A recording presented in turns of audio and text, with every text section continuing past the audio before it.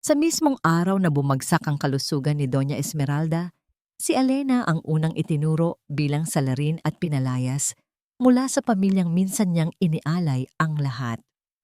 Habang unti-unting nabubunyag ang lason, kasinungalingan at kasakiman ng mga tunay na anak, tahimik na nag-iipon ng ebidensya si Elena upang ipaglaban ang katotohanan. Ngunit handa ba siyang patawarin ang pamilyang sumira sa kanya kapag nalantad na ang buong katotohanan? Ang sikat ng araw sa umaga ay dahan-dahang gumagapang sa malawak na sahig na gawa sa marmol ng mansyon ng mga De Leon sa Forbes Park. Para kay Elena Reyes De Leon, ang umagang iyon ay nagsimula tulad ng dati, payapa, maayos, at puno ng pamilyar na karangyaan. Ang halimuyak ng bagong timplang kape at ng mga rosas mula sa hardin ay nagahalo sa hangin. Isang testimonya sa perpektong buhay na sa tingin niya ay taglay niya. Masaya niyang inayos ang almusal sa malaking mesa na gawa sa mahogany. Inilagay niya ang paboritong tasa ng kanyang biyenan, si Doña Esmeralda de Leon, sa tabi ng plato nito. Ang matandang De Leon ay hindi lamang isang biyenan para sa kanya. Siya ay isang ina, isang kaibigan, at ang pundasyon ng kanilang pamilya mula nang pumanaw ang asawa nito. "Good morning, Inay!" Bati ni Elena nang makita niyang papalapit si Doña Esmeralda na may ngiti sa mga labi at nakasuot ng paborito nitong silk na roba. "Magandang umaga rin sa'yo, aking pinakamamahal na anak," sagot ng matanda. Ang kanyang mga mata ay nagpapakita ng tunay na pagmamahal. Umupo ito sa kanyang karaniwang pwesto at kinuha ang tasa ng kape na inihanda ni Elena. "Alam mo talaga kung paano sisimula ng araw ko." Ngumiti si Elena at umupo sa tapat niya. Masayang pinagmamasdan ang babaeng labis niyang iginagalang. Ngunit ang nangiting iyon ay biglang naglaho. Nang unang humigop ng kape si Doña Esmeralda, isang bahagyang pagkunot ng noo ang gumuhit sa mukha nito. Isang mabilis na pagbabago sa ekspresyon na kung hindi mo titingnang mabuti ay hindi mo mapapansin. Ngunit napansin ito ni Elena. Bago pa man siya makapagtanong, nangyari na ang lahat. Ang tasang porselana ay nahulog mula sa nanginginig na kamay ni Doña Esmeralda at nabasag ito sa sahig. Kasunod nito, napahawak ang matanda sa kanyang dibdib. Ang kanyang mga mata ay nanlaki sa pagkatakot at sakit. Isang mahinang tunog ang lumabas sa kanyang lalamunan bago siya bumagsak mula sa kanyang upuan patungo sa malamig at matigas na sahig. "Inay!" Ang sigaw ni Elena ay umaling-aungaw sa buong mansyon. Ang kapayapaan ng umaga ay biglang nawasak, napalitan ng purong sindak. Mabilis siyang tumakbo palapit sa kanyang biyenan, lumuhod sa tabi nito habang nanginginig ang buong katawan. "Inay, Inay, gumising ka." Pagmamakaawa niya, tinatapik-tapik ang pisngi ng matanda. Ngunit walang tugon. Ang mga mata ni Doña Esmeralda ay nakapikit at ang kanyang paghinga ay mababaw at hirap. Sa gitna ng kanyang pagpapanik, narinig ni Elena ang mabilis na mga yabag mula sa itaas. Si Miguel, ang kanyang asawa, ay bumaba ng hagdan na sinundan ng kanyang mga kapatid na sina David at Sofia. "Anong nangyari?" tanong ni Miguel. Ang kanyang mukha ay namutla nang makita ang kanyang ina na nakahandusay sa sahig. "Hindi ko alam. Uminom lang siya ng kape at bigla na lang siyang bumagsak," sagot ni Elena. Ang kanyang boses ay nanginginig sa pag-iyak. Habang si Miguel ay abala sa pagtawag ng ambulansya, lumuhod din sina David at Sofia. Ngunit sa gitna ng kaguluhan, napansin ni Elena ang isang bagay na kakaiba. Isang tingin, isang mabilis, halos hindi mahahalata na sulyap ang nagdaan sa pagitan ng magkapatid. Hindi ito tingin ng pag-aalala. Ito ay isang bagay na iba. Isang bagay na nagpadala ng kaba sa kanyang dibdib. Ang biyahe papuntang Makati Medical Center ay malabo sa isipan ni Elena. Ang tanging naririnig niya ay ang tunog ng sirena at ang tibok ng kanyang puso sa kanyang mga tainga. Sa waiting room, ang bawat segundo ay parang isang oras. Si Miguel ay hindi mapakali, pabalik-balik sa pasilyo. Ang kanyang mukha ay larawan ng purong pag-aalala. Si Alena ay nakaupo. Ang kanyang mga kamay ay magkayakap sa kanyang kandungan, tahimik na nagdarasal. Sa kanyang tabi, si Sofia ay abala sa kanyang telepono. Ang kanyang mukha ay walang emosyon. Si David naman ay nakatayo sa isang sulok, nakatingin sa labas ng bintana. Ang kanyang postura ay tensyonado. Ang kanilang reaksyon ay tila masyadong kalmado, masyadong kontrolado, kumpara sa kapatid nilang si Miguel. Ito ay nagbigay sa kanya ng hindi maipaliwanag na pakiramdam ng pagkabalisa. Pagkalipas ng halos 2 oras, isang doktor na nasa katanghaliang gulang na may seryosong mukha ang lumapit sa kanila. Ipinakilala niya ang kanyang sarili bilang si Dr. Ricardo Gomez, ang cardiologist na naka-duty. "Kamusta ang ina ko, Doc?" Halos sabay na tanong ni Miguel at Alena. "Her condition is critical," sabi ni Dr. Gomez sa isang kalmadong tono na tila profesional ngunit may halong lamig. "She suffered a massive stroke. Nasa ICU na siya ngayon at binabantayan namin ng maigi. Ang susunod na 48 oras ay napakakritikal." Gumuho ang mundo ni Miguel. Napasandal siya sa pader. Ang kanyang mga mata ay puno ng luha. Niyakap siya ni Alena, sinusubukang maging malakas para sa kanilang dalawa, kahit na ang sarili niyang puso ay nadudurog. Habang ipinapaliwanag ni Dr. Gomez ang mga medikal na detalye, ang isip ni Alena ay lumipad pabalik sa eksena kaninang umaga, ang pagkunot ng noo ni Doña Esmeralda. Ang reaksyon nito pagkatapos humigop ng kape. Hindi ito ordinaryong stroke. May mali. May isang piraso ng puzzle na hindi magkasya. Gusto niyang sabihin ito kay Miguel. Gusto niyang ibahagi ang kanyang hinala, ang maliit na detalye tungkol sa tasa ng kape. Lumapit siya sa kanyang asawa na ngayon ay kausap na si Sofia, handa nang buksan ang kanyang bibig. Ngunit bago pa man may lumabas na salita, narinig niya ang isang boses mula sa hindi kalayuan sa isang medyo tagong bahagi ng pasilyo.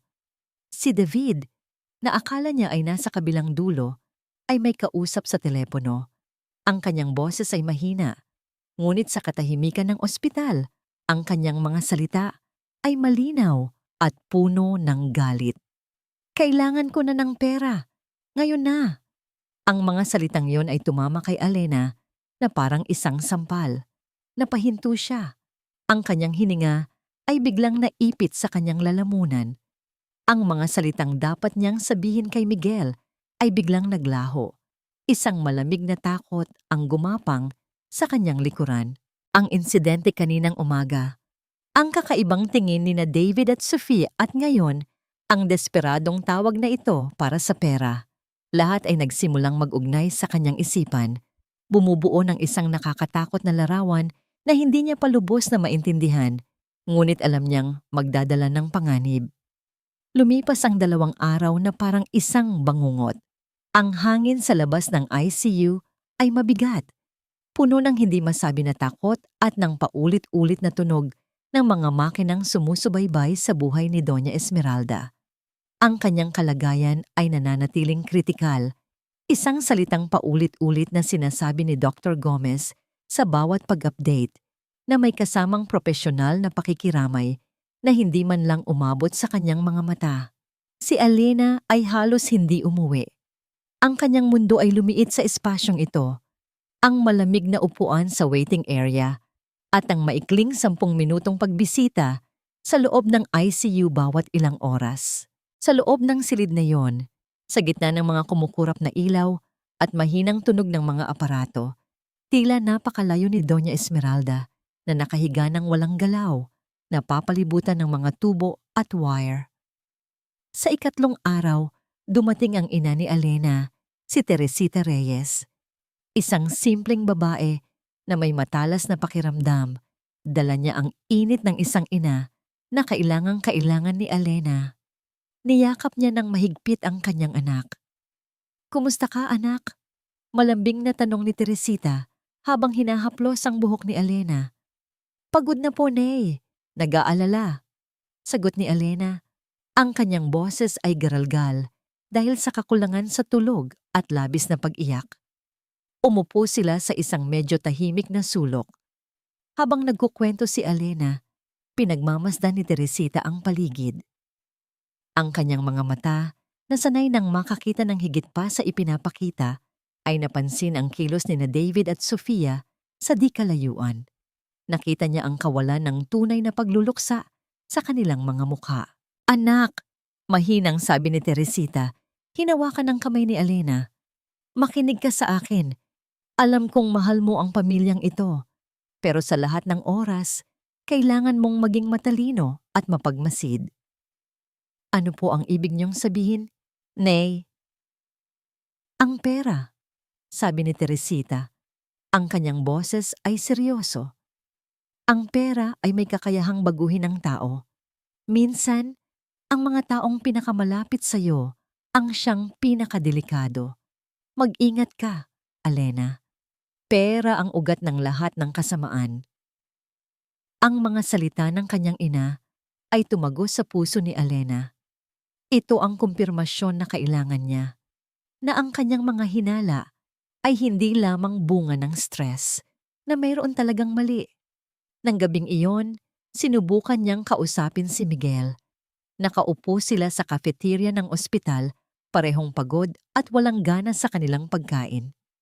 Miguel, simula ni Alena, maingat na pinipili ang kanyang mga salita.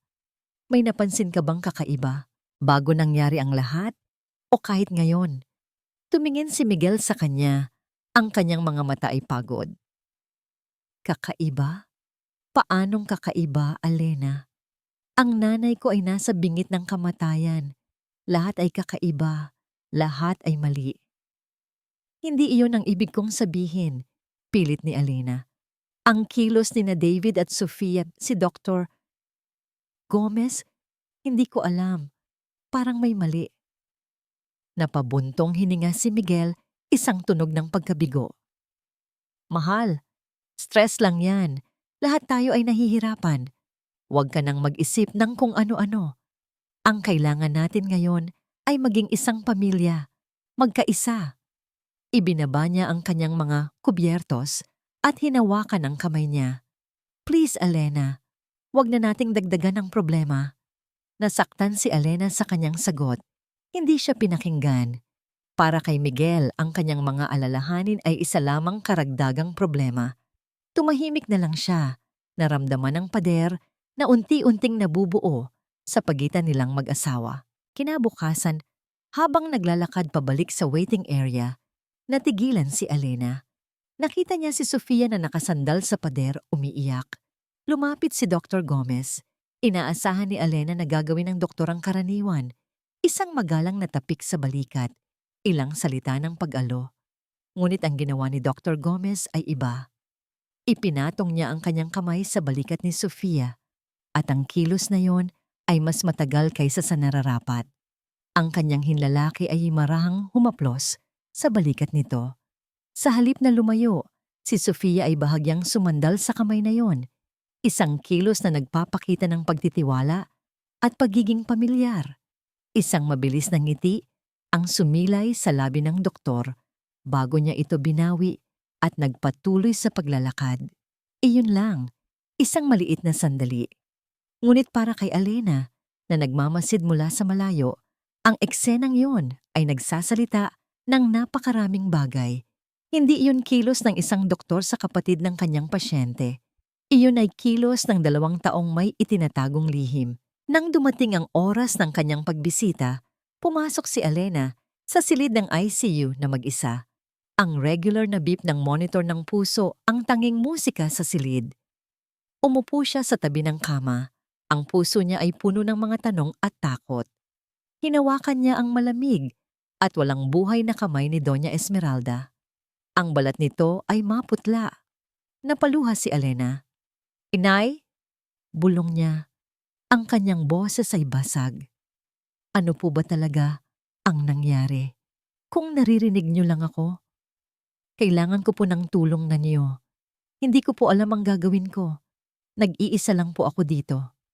Isinubsob niya ang kanyang mukha sa kama. Ang kanyang mga balikat ay nanginginig sa tahimik na pag-iyak. Mananatili sana siyang ganoon nang bigla siyang makaramdam ng isang bagay. Isang napakahinang presyon. Halos hindi maramdaman. Tulad ng isang dampi ng hangin. Ngunit nandoon. Tiyak na nandoon.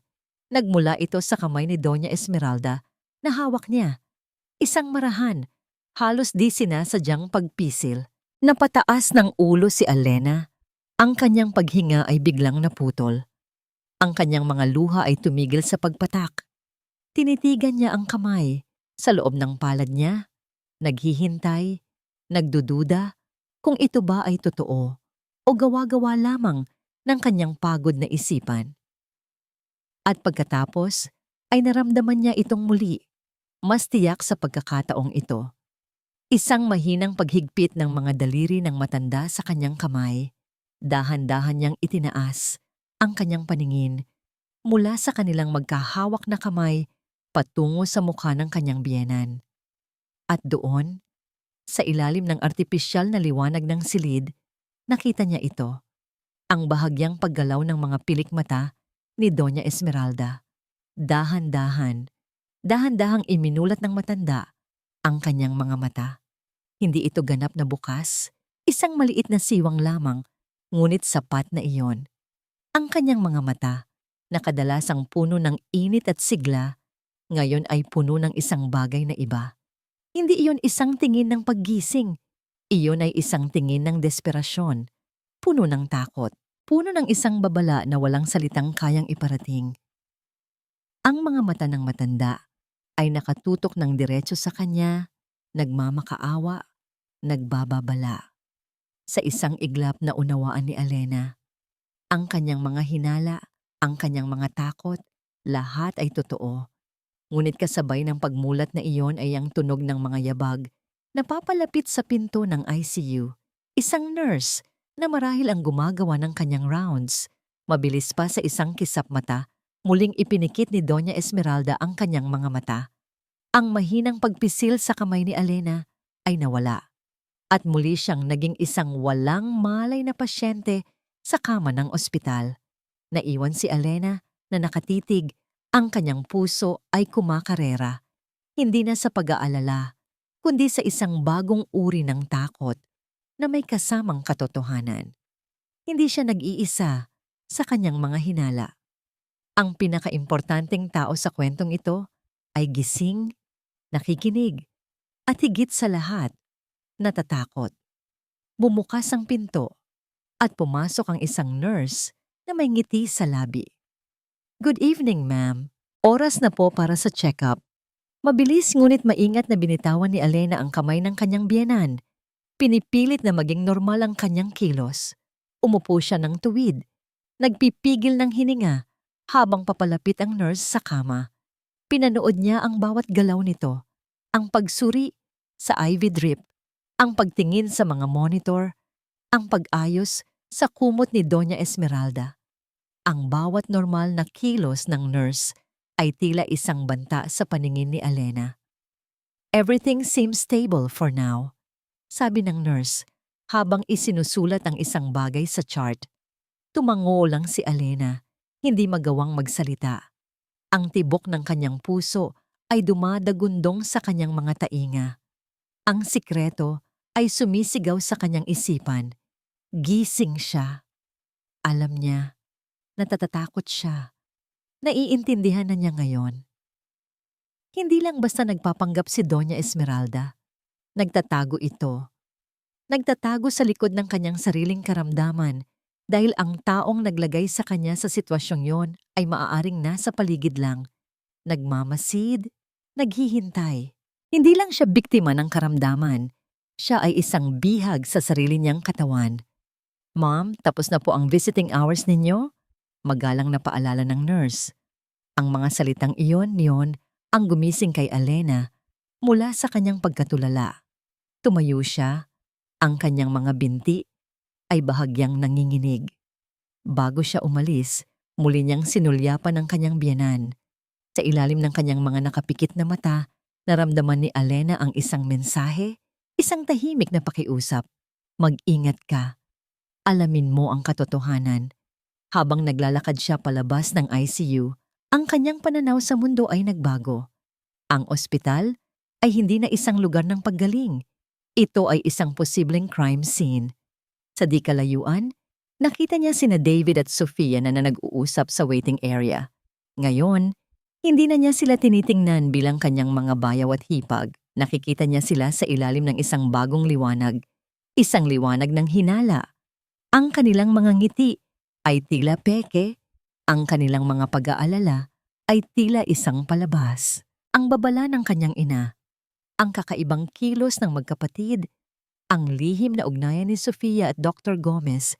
At ngayon, ang tahimik na sigaw ng tulong mula kay Doña Esmeralda.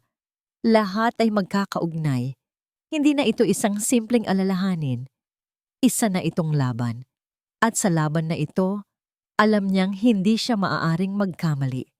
Huminto siya sa dulo ng pasilyo, kinuha ang kanyang telepono mula sa bag. Ang kanyang mga daliri ay nanginginig habang hinahanap niya ang isang pangalan sa kanyang mga kontak. Hindi na niya ito kayang gawing mag-isa. Kailangan niya ng tulong. Kailangan niya ng isang taong mapagkakatiwalaan niya ng buo. Isang taong matalino at hindi basta-basta matatakot. Ang pag-aalala sa kanyang muka ay napalitan ng isang bagong determinasyon. Hindi na siya ang Alena na mahina at umiiyak. Ang apoy sa kanyang mga mata ay nagbabalik. Alam na niya kung sino ang tatawagan. Ang kapihan sa Greenbelt ay abala at maingay. Puno ng tawanan at usapan ng mga taong walang kamalay-malay sa bigat na dinadala ni Alena. Ang bawat tunog ng pagtapon ng kape at pag-uusap ay tila isang paalala sa kanya ng normal na buhay na ipinagkait sa kanya sa loob lamang ng ilang araw. Nakaupo siya sa isang mesa sa sulok, ang kanyang mga kamay ay nanginginig. Habang hawak ang isang tasang hindi pa nababawasan.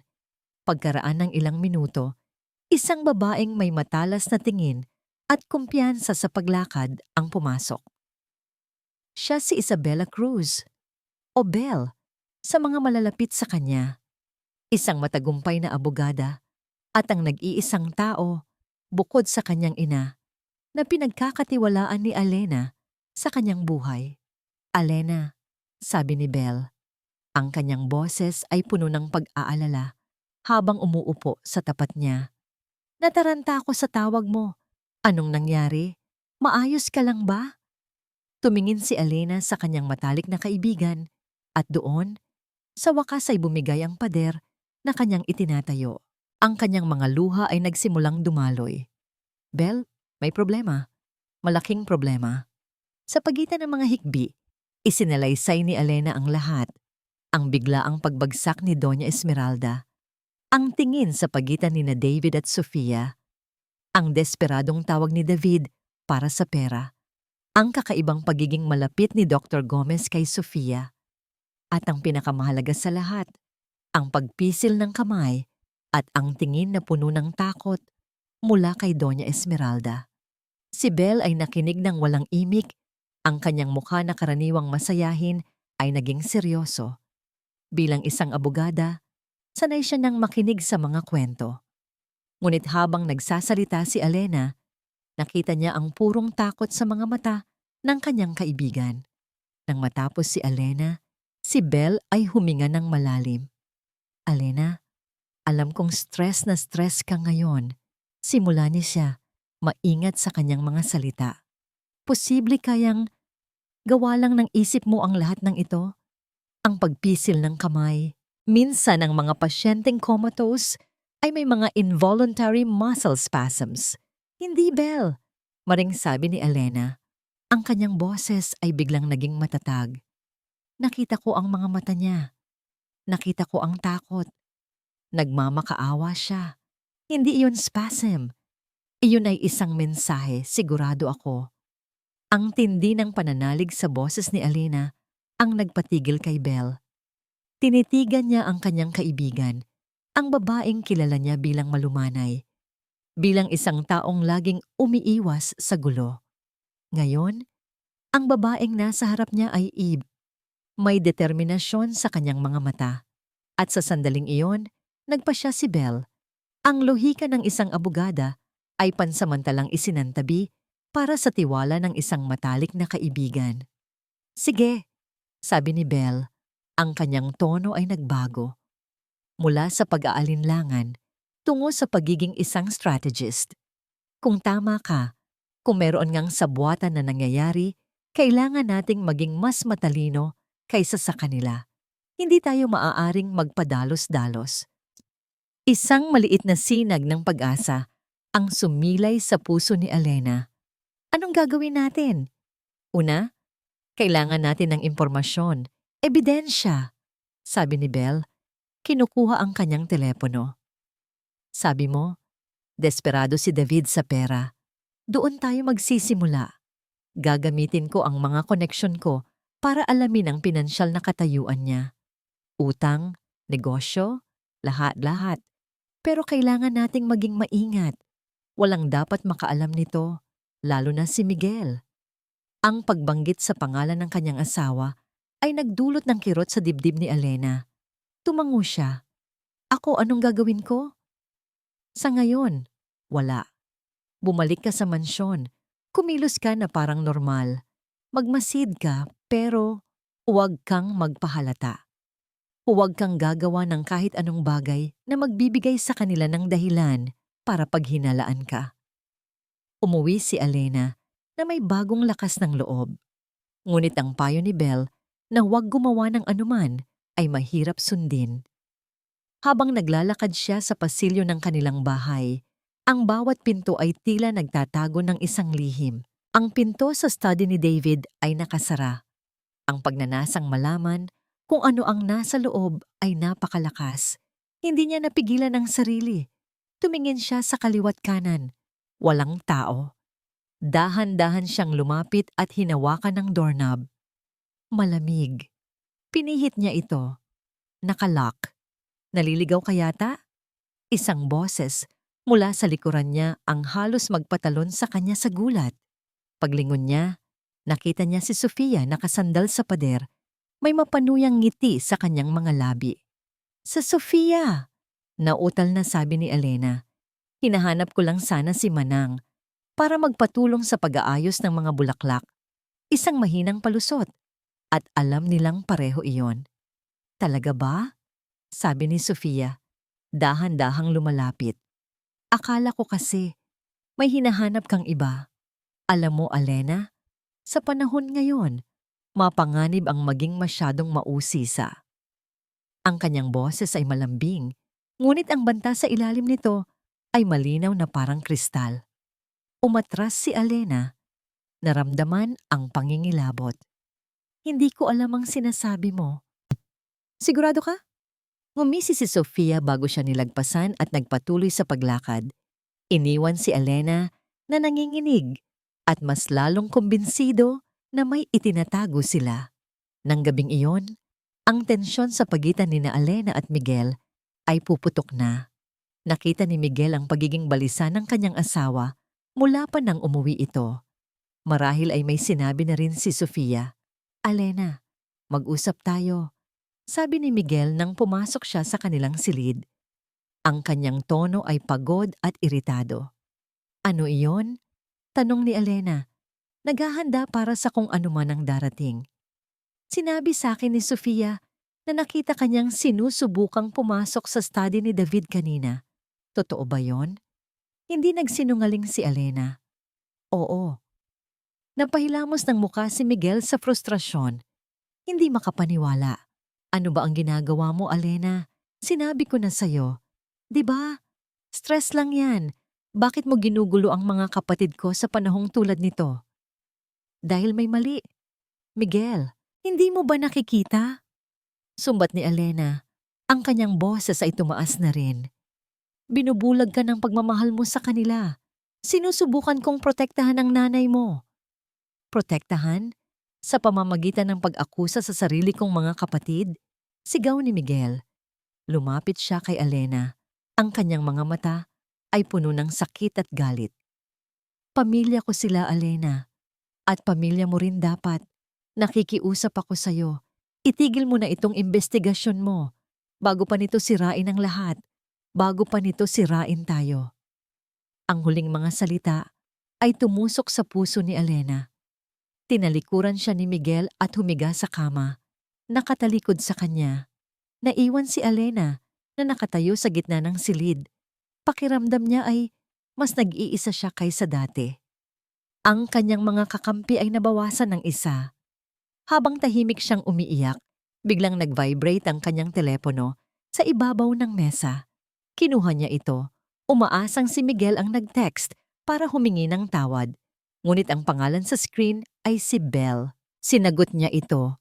Ang kanyang boses ay isang pabulong. Hello? Ang boses sa kabilang linya ay apurado at seryoso, walang anumang pagbati. Alena, kailangan mong makinig ng mabuti. Bakit? Anong nalaman mo? Nagkaroon ng isang maikling sandali ng katahimikan na tila naghahanda si Belle na maghulog ng isang bomba. Alena, hindi lang simpleng utang. Sangkot si David sa isang malaking illegal gambling syndicate.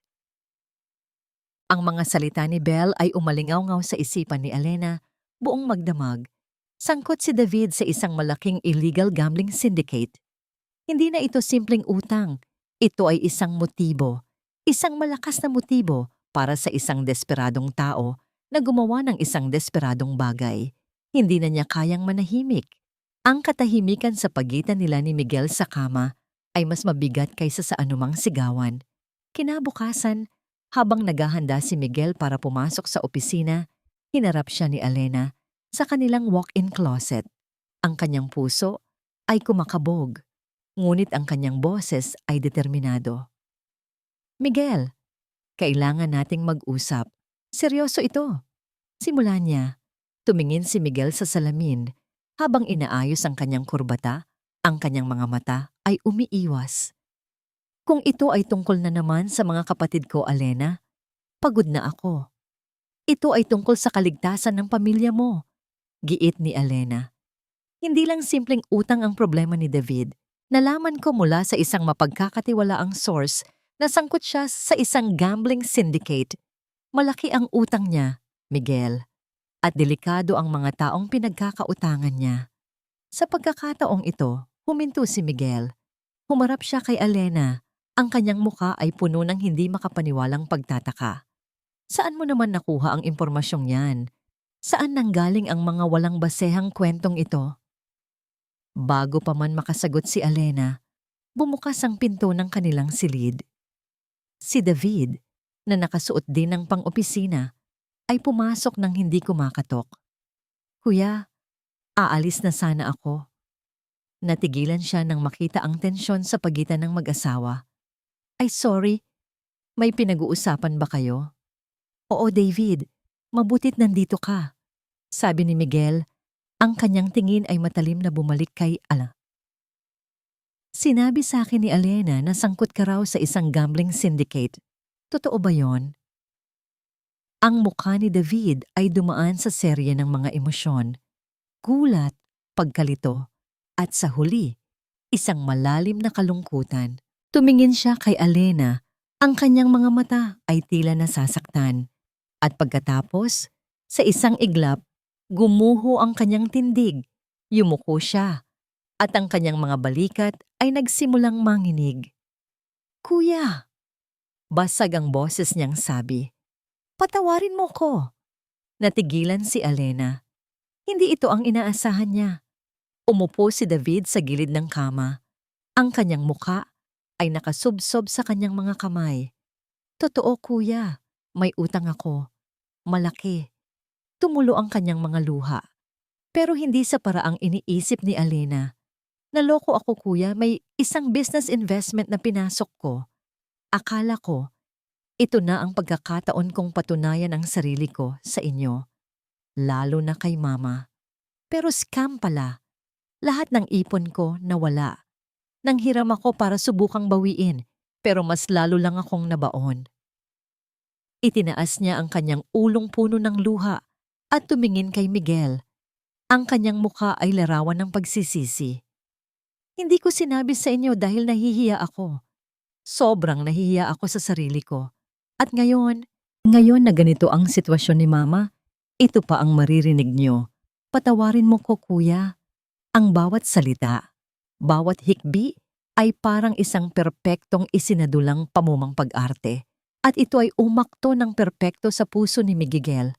Ang galit niya ay napalitan ng awa at pagiging protektibong kapatid. Lumapit siya kay David at niyakap ito. Shh, tahan na. Magiging maayos din ang lahat. Tutulungan kita, sabi ni Miguel habang hinahaplos ang likod ng kanyang kapatid. Pagkatapos, tumingin siya kay Alena na nakatayo lang doon, hindi makapaniwala sa kanyang nasasaksihan. Ang tingin ni Miguel ay puno ng galit at pagkadismaya. Masaya ka na ba? Mahinang tanong ni Miguel. Ang kanyang boses ay puno ng pait. Nakita mo ba ang ginawa mo? Sinaktan mo ang kapatid ko sa panahong bagsak na siya. Pero Miguel, nagsisinungaling siya. Tama na, Alena.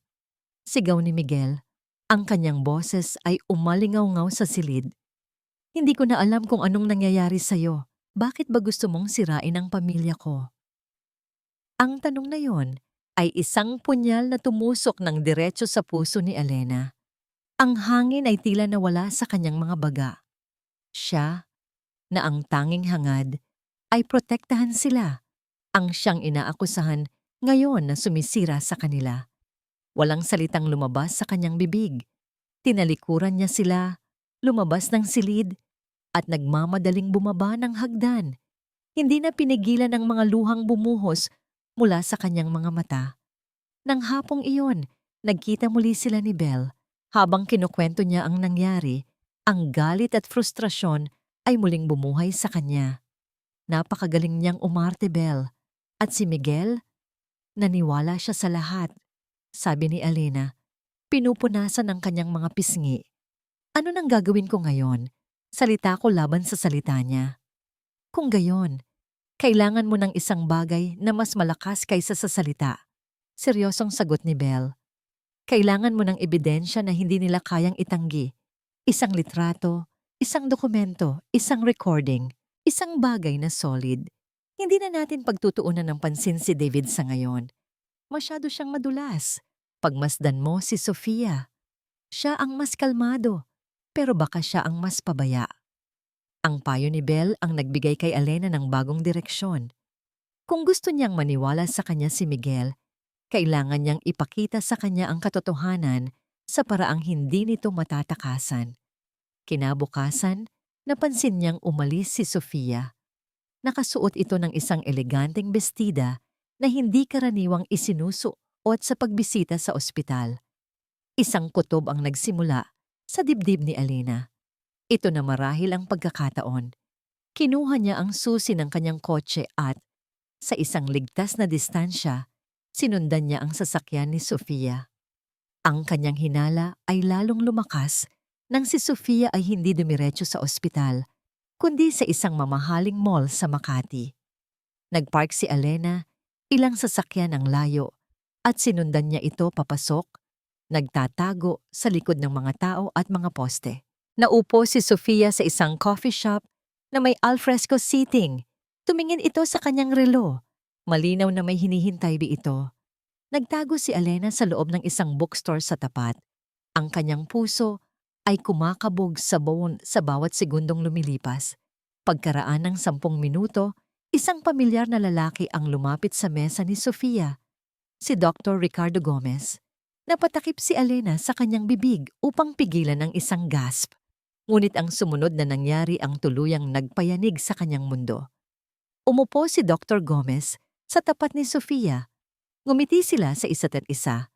At sa ilalim ng mesa, sa paningin ng lahat, ngunit walang sino mang nagbibigay pansin, hinawakan ng doktor ang kamay ni Sofia. Hindi ito isang simpleng hawak. Ang kanilang mga daliri ay magkapulupot. Isang kilos na puno ng intimasya at lihim. Pagkatapos, may kinuha si Dr. Gomez mula sa kanyang bulsa. Isang maliit, kuwadradong kahon na nababalot sa pilus. Ibinigay niya ito kay Sofia. Binuksan ito ni Sofia at kahit sa malayo, nakita ni Elena ang kislap ng isang mamahaling alahas. Ang ngiti sa mukha ni Sofia ay nag-uumapaw sa tagumpay.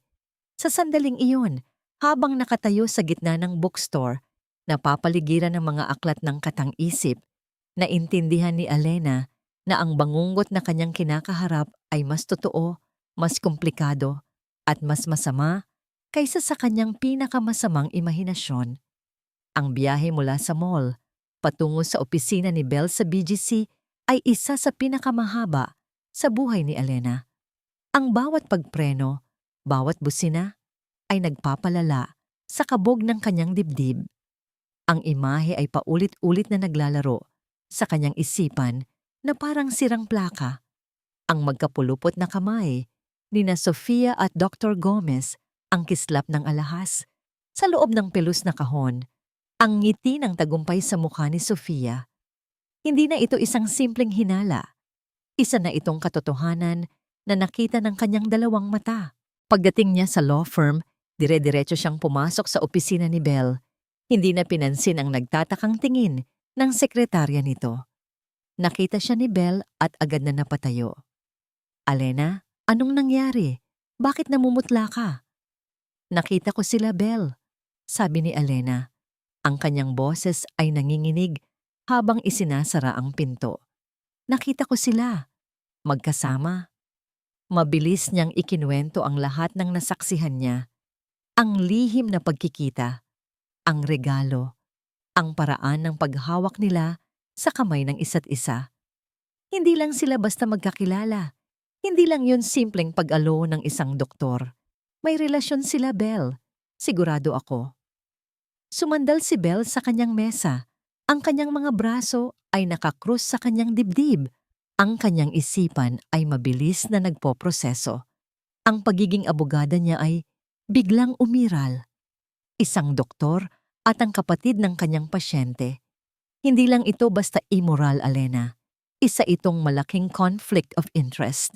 Kung totoo yan, ibig sabihin, may access si Sofia sa lahat ng impormasyon tungkol sa kalagayan ng nanay ninyo sa pamamagitan niya. At may kakayahan si Dr. Gomez na manipulahin ang paggagamot. Ang mga salitang yon ay nagpadala ng yelo sa mga ugat ni Elena. Ano ang ibig sabihin nito, Belle? Anong binabalak nila? Hindi pa natin alam, pero isa lang ang sigurado. Sabi ni Belle, ang kanyang mga mata ay nag-aapoy sa intensidad. Kailangan natin ng katibayan, isang bagay na hindi nila maitatanggi. Ang nakita mo ay malakas, pero salita mo pa rin laban sa kanila. At alam nating hindi maniniwala sa'yo si Miguel sa ngayon. Kumuha si Belle ng isang pangalan mula sa kanyang phone book. May kilala akong private investigator.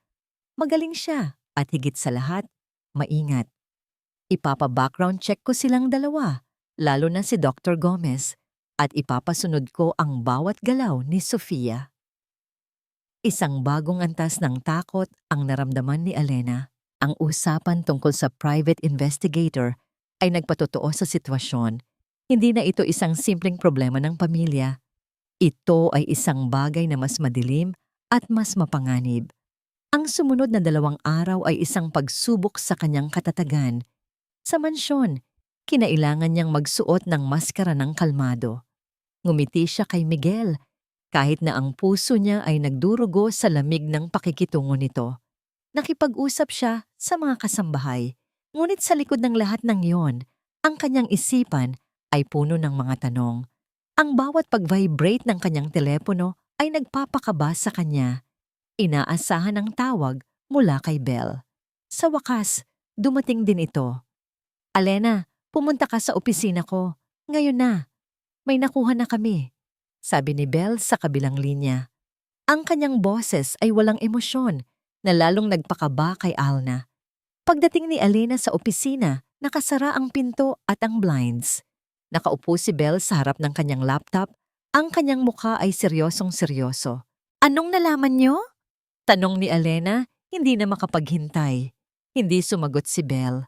Sa halip inikot niya ang laptop paharap kay Alena. Nasa screen ang isang dokumento, isang scanned copy ng isang opisyal na papel. Malinaw ang mga salita. Kahit na ang mga pangalan at petsa ay tila lumulundag mula sa screen. Certificate of Marriage. Ang mga pangalan, Ricardo D. Gomez at Sofia L. De Leon. Ang petsa, halos 1 taon na ang nakalipas. Ang lugar, isang maliit na kapilya sa Guam. Sa isang petsa kung kailan nagpaalam si Sofia sa pamilya na magbabakasyon siyang mag-isa. Ang hangin ay tila ninakaw mula sa mga baga ni Alena. Napahawak siya sa mesa para suportahan ang sarili. Ang kanyang mga tuhod ay biglang nanghina. Hindi lang sila may relasyon, Belle. Bulong ni Alena. Ang kanyang boses ay halos hindi marinig. Mag-asawa sila. Oo, kumpirma ni Belle. Ang kanyang boses ay mahina, ngunit matatag. Mag-asawa sila. Lihim. At ang pagiging doktor ni Dr. Gomez sa nanay mo ay hindi nagkataon lamang. Parte ito ng isang plano, Alena. Isang planong matagal na nilang binuo. Ang lahat ng piraso ng puzzle ay biglang nagkasya sa isang nakakagimbal na larawan. Ang pagbagsak ni Doña Esmeralda, ang kontrol ni Dr. Gomez sa kanyang paggagamot, ang pagmamanipula ni David sa pera, ang pagiging kalmado ni Sofia. Hindi ito isang krimen na bunga ng pagkakataon, isa itong perpektong binalak na sabuatan. Isang malamig na takot ang bumalot sa buong pagkatao ni Alena. Ang takot na ito ay iba. Hindi na ito takot ng isang nagdududang manugang. Ito ay takot ng isang taong nakatuklas ng isang balak na pagpatay. Napagtanto niya na ang kanyang buhay, at lalo na ang buhay ni Dohanga Esmeralda, ay nasa tunay na panganib. Matapos ang ilang sandali ng pagkatulala, tumayo si Alena. Kailangan ko nang umuwi. Kailangan kong mag-isip. Mag-ingat ka, Alena. Alam na nilang may hinala ka. Ngayon, mas delikado ka na sa paningin nila.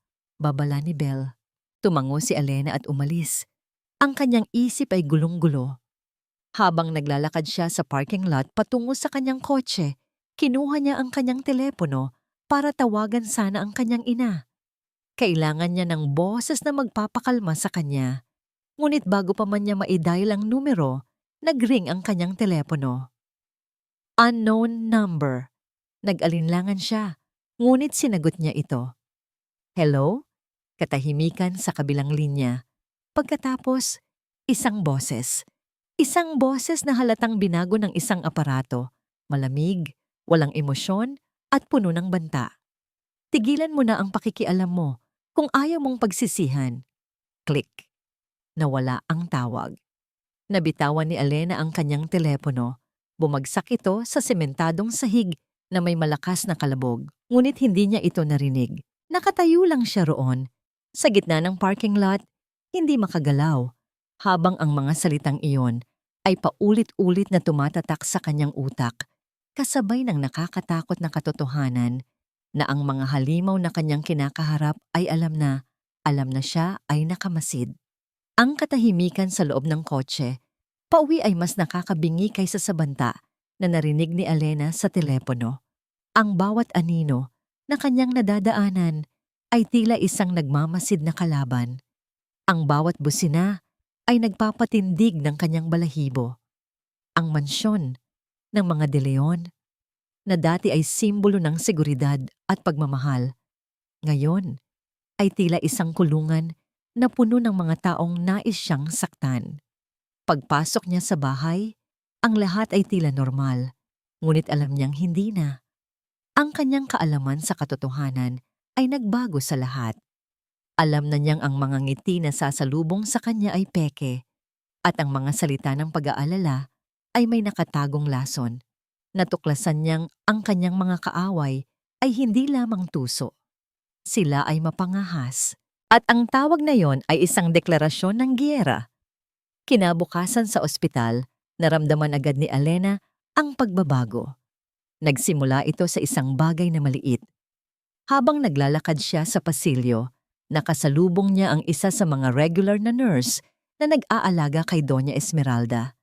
Ngunit sa halip na ang karaniwang maggiliw ng ngiti, isang malamig at nag-iiwas na tingin ang ibinigay nito sa kanya. Hindi niya ito pinansin sa una. Ngunit nang dumating ang oras ng pagbisita, isang bagong patakaran ang biglang ipinatupad ni Dr. Gomez. Mula ngayon, para maiwasan ang anumang posibleng impeksyon, kailangan nating limitahan kung sino ang maaaring lumapit sa pasyente. Paliwanag ni Dr. Gomez sa pamilya, ang kanyang tingin ay bahagyang dumaplis kay Alena. Isa na lang sa bawat pagkakataon at kailangang laging may kasamang nurse sa loob. Naramdaman ni Alena ang paghigpit ng bitag. Inaalis nila ang pagkakataon niyang makasama ng mag-isa ang kanyang biyenan. Inaalis nila ang tsansa na makatanggap siya ng isa pang lihim na mensahe. Ito ay isang kalkuladong hakbang at alam niyang siya ang target. "That's a good idea, doctor." Agad na sang-ayon ni Sofia. Ang kanyang boses ay puno ng huwad na pag-aalala. "The last thing we want is for Mama to get worse because of outside factors." Ang kanyang tingin ay bumaling kay Alena, puno ng kahulugan. Sumang-ayon si Miguel, walang kamalay-malay sa tunay na dahilan sa likod ng biglaang pagbabago ng patakaran. Para sa kanya, ito ay isang lehitimong medikal na pag-iingat. Para kay Alena, isa itong pader na itinayo sa pagitan niya at ng katotohanan. Ang tunay na atake ay nagsimula kinahapunan. Habang nag-iisa si Alena sa waiting area, nilapitan siya ng head nurse. Ang kanyang mukha ay seryoso. "Mrs. De Leon," sabi nito, "pwede po ba kayong makausap saglit?" Dinala siya nito sa isang maliit na opisina. Mayroon po kasing nurse na nag-report sa amin. Simula ng head nurse, umiiwas ng tingin. Nabanggit niya na nakita ka raw niyang malapit sa medicine cabinet sa nurse's station kagabi. "May kailangan po ba kayo doon, ma'am?" Natigilan si Alena. "Ano? Hindi. Hindi ako lumapit doon. Nagpunta lang ako sa banyo." "Naiintindihan ko po," sabi ng head nurse, ngunit ang kanyang tono ay nagpapahiwatig ng pagdududa. "Paalala lang po, ma'am, na ang lugar na yon ay mahigpit na para sa mga staff lamang." Habang naglalakad pabalik si Alena, ang kanyang isip ay naglalaro. Isang kasinungalingan, isang maliit, tila walang kwentang kasinungalingan na idinisenyo para magtanim ng binhi ng pagdududa. Sinisira nila ang kanyang reputasyon sa loob ng ospital. Ginagawa siyang isang taong hindi mapagkakatiwalaan at pakialamera. Ngunit ang pinakamasakit na dagok ay nagmula mismo sa loob ng kanilang tahanan. Nang gabing iyon, kailangan ni Alena na mag-research ng isang bagay para sa isang charity event na dati niyang inaasikaso. Ginamit niya ang tablet na madalas ay nasa sala, isang device na ginagamit ng lahat sa pamilya. Pagkatapos ng ilang minuto, pumasok si Miguel sa silid. "Anong ginagawa mo?" tanong niya. Ang kanyang boses ay malamig pa rin. Naghahanap lang ng impormasyon para sa... Hindi na natapos ni Alena ang kanyang sasabihin. Pumasok si Sofia sa sala. Ang kanyang mukha ay balisa. "Kuya, sorry sa abala," sabi niya. Ang kanyang boses ay nanginginig. "Pero kanina kasi, may hinahanap ako sa tablet at ito ang nakita ko sa search history." Iniabot niya ang tablet kay Miguel. Nakabukas ito sa page ng search history. At sa itaas ng listahan, malinaw na nakasulat ang mga salitang ito. "Overdose effects of blood thinners. How to induce a heart attack without a trace. Common hospital drugs with fatal side effects." Napaatras si Alena. Ang kanyang mga mata ay nanlaki sa gulat. Hindi ako ang nag-search niyan. Hindi ako." Tumingin si Miguel mula sa tablet patungo kay Alena. Ang pagdududa sa kanyang mga mata sa mga nakaraang araw ay napalitan na ngayon ng isang bagay na mas masahol. Isang bagay na kahawig ng takot at pagkasuklam. "Sino pa?" "Ikaw ang huling gumamit nito." Sigaw ni Sofia. Ang kanyang pag-arte bilang nag-aalalang kapatid ay perpekto. "Alena, ano ba itong ginagawa mo?" "Isang patibong ito, Miguel. Pakinggan mo ako. Pagmamakaawa ni Alena, lumalapit sa kanyang asawa. Hindi ko gagawin yan, alam mo yan. Ngunit ang Miguel na nakatayo sa harap niya ay hindi na ang Miguel na kanyang pinakasalan. Ang kanyang muka ay isang maskara ng pagkakanulo. Ang tiwala na matagal nang nababasag ay tuluyan ng gumuho. Huwag kang lalapit sa akin, sabi ni Miguel. Ang kanyang boses ay isang nanginginig na bulong. Umatras siya na para bang si Alena ay isang lason. Habang nakatingin si Alena sa mga mata ng kanyang asawa, naramdaman niya ang malamig na katotohanan. Nanalo sila. Ang kanilang mga kasinungalingan ay mas malakas kaysa sa kanyang katotohanan. Ginawa nila siyang kontrabida sa sarili niyang kwento. Siya ngayon ay hindi lang isang nag-aalalang manugang, kundi isang potensyal na mamamatay tao sa paningin ng lalaking minamahal niya. Nang sumunod na araw, habang nasa ospital, tinawag ni Dr. Gomez si Miguel para sa isang pribadong pag-uusap. Pagkalabas ni Miguel mula sa opisina ng doktor, ang kanyang muka ay mas maputla kaysa dati. Hinarap niya si Alena sa isang sulok ng pasilyo. Ang kanyang boses ay halos hindi na marinig. Sinabi ni Dr. Gomez na biglang bumagsak ang blood pressure ni Mama kaninang madaling araw. Naging unstable ang lagay niya. Naramdaman ni Alena ang pag-ikot ng kanyang sikmura. Sinabi niya, pagpapatuloy ni Miguel, hindi makatingin ng diretso sa mga mata ni Alena na posibleng may external interference sa kanyang gamot. Ang mga salitang iyon ay nakabitin sa hangin, mabigat at puno ng akusasyon. Hindi na kailangang sabihin ni Miguel kung sino ang tinutukoy niya. Ang tingin niya ay sapat na. Isang tingin na puno ng pagdududa, pagkasuklam, at ang pinakamasakit sa lahat, ang huling hibla ng nawawalang tiwala. Ang mga sumunod na araw ay isang paglalakad sa ibabaw ng maninipis na bubog. Ang bawat salita ay maingat na tinitimbang, ang bawat kilos ay puno ng pag-iingat. Ang mansyon, na dati ay isang tahanan, ay naging isang teritoryo ng kaaway. Si Alena at Miguel ay parang dalawang estranghero na nakatira sa iisang bubong, nag-iiwasan sa mga pasilyo. Ang katahimikan sa pagitan nila ay mas maingay pa sa anumang sigawan. Alam ni Alena na naghihintay lang ang kanyang mga kaaway. Naramdaman niya ito sa paraan ng pagtingin sa kanya ni Sofia. Isang tingin ng nagtatagumpay na awa. Naramdaman niya ito sa paraan ng pag-iwas sa kanya ni David. Ang pagkakasala ng isang taong nagtatago ng madilim na sikreto. Hinihintay nila ang tamang sandali para sa kanilang huling nakamamatay na atake. At ang sandaling iyon ay dumating sa isang tahimik na Huwebes ng gabi. Pauwi si Miguel mula sa opisina. Ang kanyang mukha ay mas pagod at mas mabigat kaysa dati. Naabutan niya si Alena sa sala, nagbabasa ng isang libro o mas tamang sabihin, nakatitig sa mga pahina nito nang hindi naman talaga nagbabasa. Isang malamig na good evening lang ang namagitan sa kanila. Habang paakyat si Miguel sa hagdan, isang boses ang pumigil sa kanya. Kuya? Si Sofia, nakatayo sa dulo ng pasilyo. Ang kanyang mga mata ay namumugto na para bang kagagaling lang sa pag-iyak.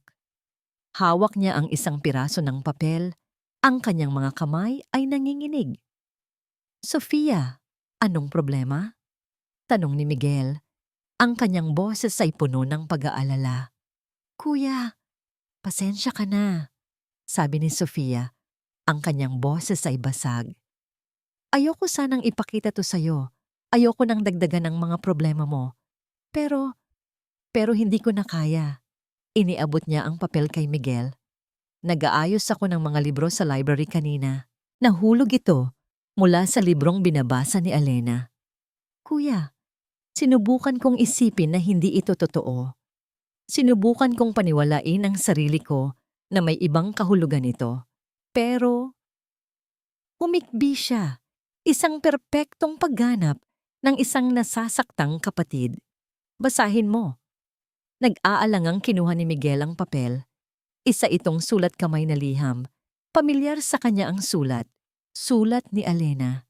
Nagsimula siyang magbasa. Bel, hindi ko na kaya. Araw-araw, parang sinasaksak ang puso ko. Si Miguel, bulag pa rin. Ayaw niyang maniwala sa akin. Mas pinipili niyang pakinggan ang mga kapatid niya. Siguro nga, tama ka. Kailangan na nating kumilos para masigurado ang kinabukasan natin. Ang sabi ng mga doktor, maaaring tumagal pa ang lagay ni Mama. Paano kung abutin pa ng taon? Hindi natin kayang maghintay ng ganoon katagal. Kailangan nating bilisan. Ang access ko sa ospital ay limitado na. Pero may naiisip akong paraan. Kapag nakuha na natin ang mana, malaya na tayo. Makakapagsimula tayo ulit malayo sa kanila. Mag-usap tayo bukas. Mag-ingat ka. Nagmamahal, Alena. Ang bawat salita ay isang patak ng lason na dahan-dahang kumakalat sa sistema ni Miguel. Ang sulat ay napakatalinong ginawa. Ginamit nito ang mga totoong hinanakit ni Alena.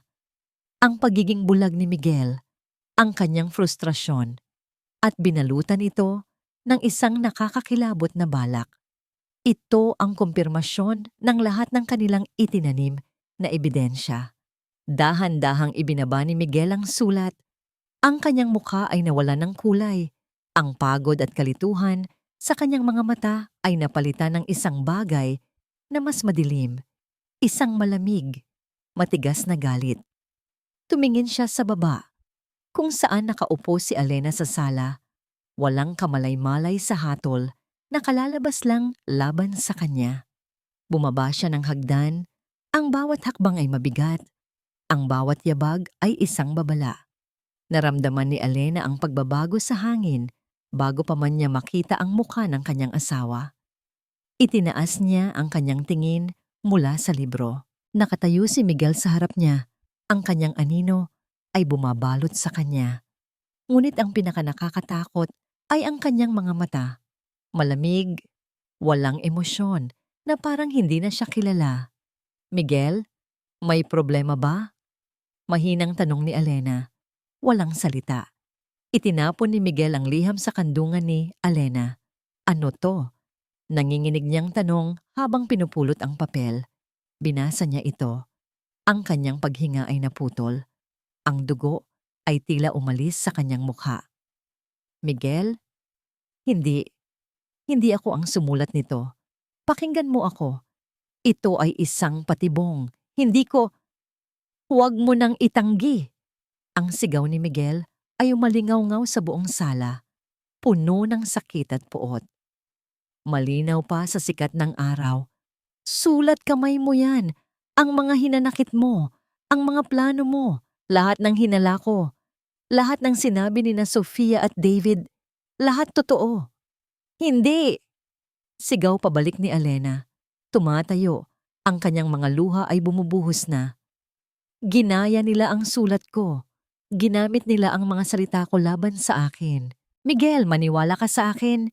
Mahal kita. Mahal ko ang nanay mo. Hinding-hindi ko gagawin to. Talaga? Tanong ni Miguel. Ang kanyang boses ay puno ng sarkasmo. Kaya ka nag-search tungkol sa mga lason? Kaya ka nagtatangkang lumapit sa mga gamot sa ospital? Kaya mo gustong sirain ang pangalan ng mga kapatid ko? Lahat parte ng plano, di ba? Isang perpektong plano. Ang bawat akusasyon ay isang sampal. Ang bawat salita ay isang saksak. Lumapit si Alena. Sinusubukang hawakan ang kanyang braso. Sinusubukang ipaabot sa kanya ang katotohanan sa pamamagitan ng pagdampi. Ngunit umiwas si Miguel na para bang siya ay isang sakit. Huwag kang lalapit sa akin, sabi ni Miguel. Ang bawat salita ay mabagal, puno ng lason. Ang lalaking minahal niya, ang lalaking pinangakuan niyang makakasama habang buhay, ay nakatingin sa kanya na may sukdulang pagkasuklam. Sa sandaling iyon, gumuho ang mundo ni Alena.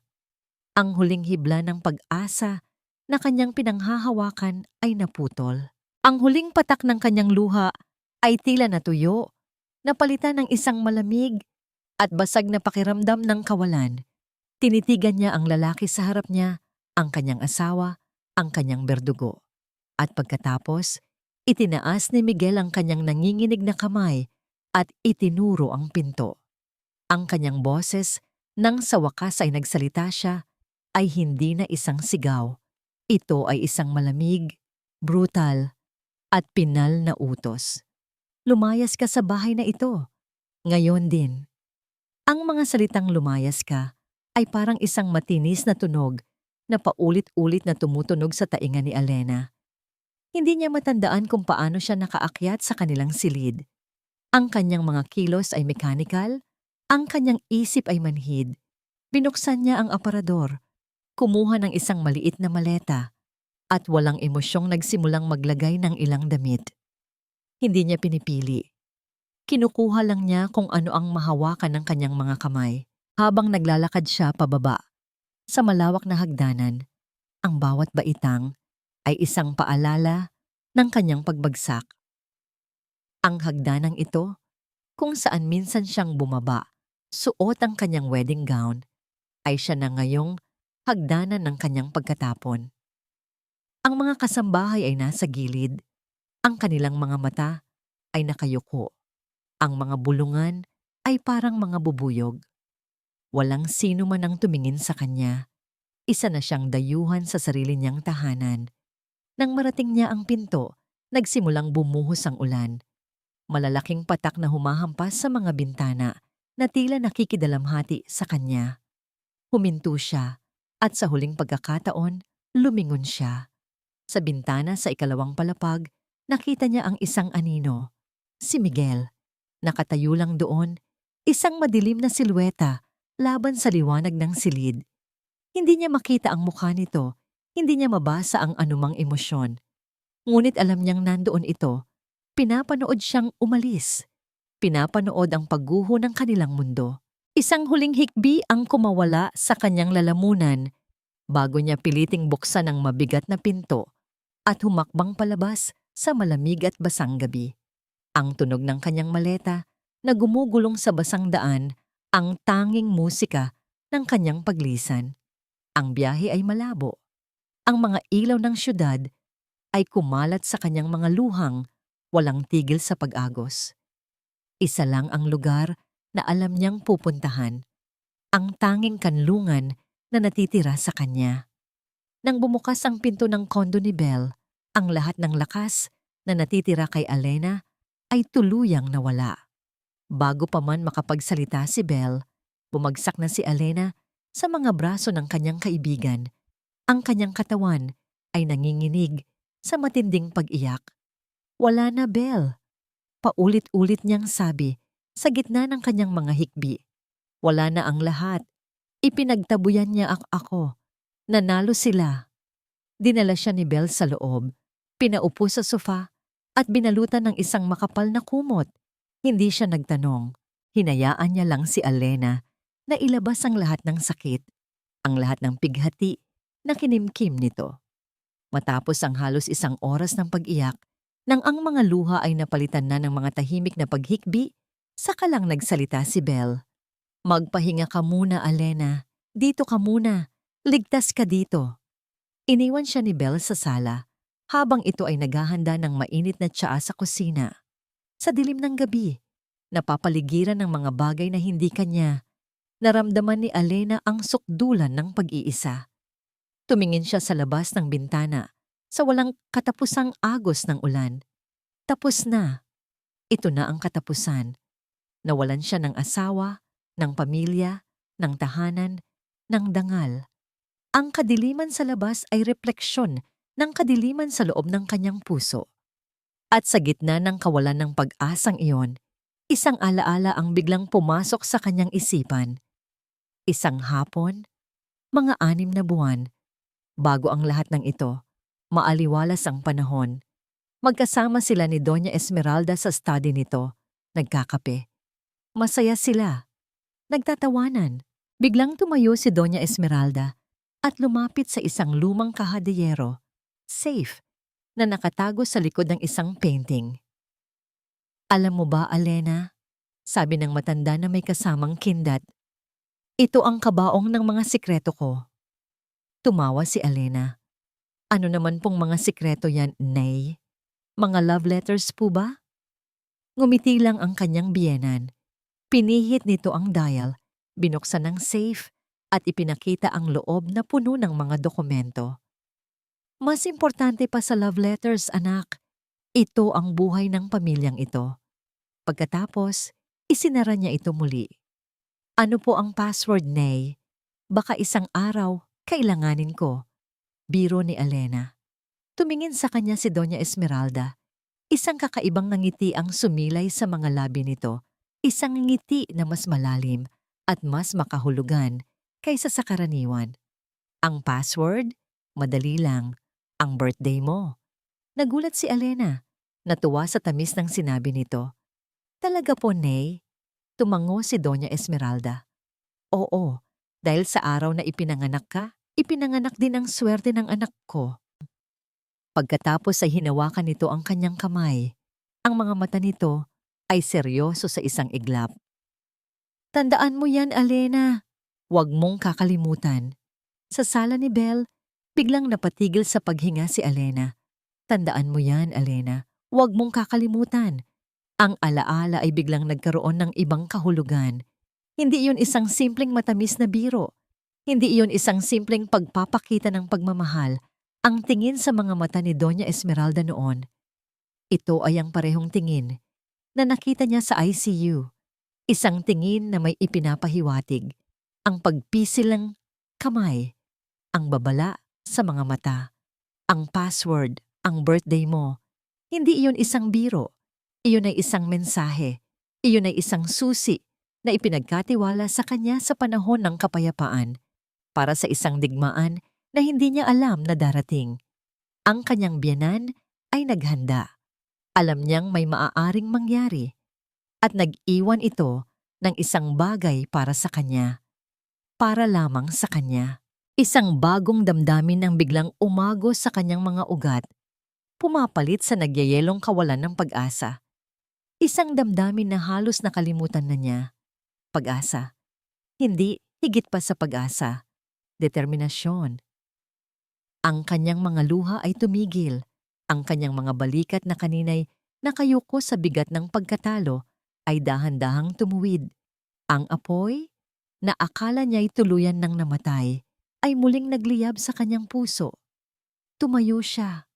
Ang kanyang mga mata, kahit na namumugto at pula, ay mayroon ng bagong liwanag. Isang liwanag ng isang mandirigma na natagpuan ang kanyang sandata sa gitna ng laban. Lumabas si Belle mula sa kusina, dala ang 2 tasa ng tsa. Natigilan ito nang makita ang pagbabago kay Alena. "Alena, ayos ka lang?" Tumingin si Alena sa kanyang kaibigan. Ang kanyang boses ay hindi na nanginginig. Ito ay kalmado, matatag, at puno ng isang nakakakilabot na resolusyon. "Kailangan kong bumalik sa bahay na yon. Kailangan kong buksan ang safe." Ang liwanag ng umaga ay pumasok sa bintana ng kondo ni Belle, ngunit hindi nito nagawang pawiin ang dilim ng nakaraang gabi. Para kay Alena, ang gabing iyon ay hindi katapusan, kundi isang pagbabago. Ang babaeng umiiyak at talunan ay napalitan ng isang babaeng may misyon. "Sigurado ka ba dito, Alena?" tanong ni Belle habang nagtitimpla ng kape. Ang kanyang mukha ay puno ng pag-aalala. Ang pumasok sa bahay na yun ngayon, delikado. Paano kung mahuli ka nila? "Mas delikado kung wala akong gagawin." Matatag na sagot ni Alena.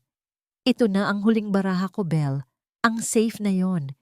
Alam kong may laman itong makakatulong sa akin. Ipinagkatiwala sa akin ni Inay ang password hindi dahil sa wala.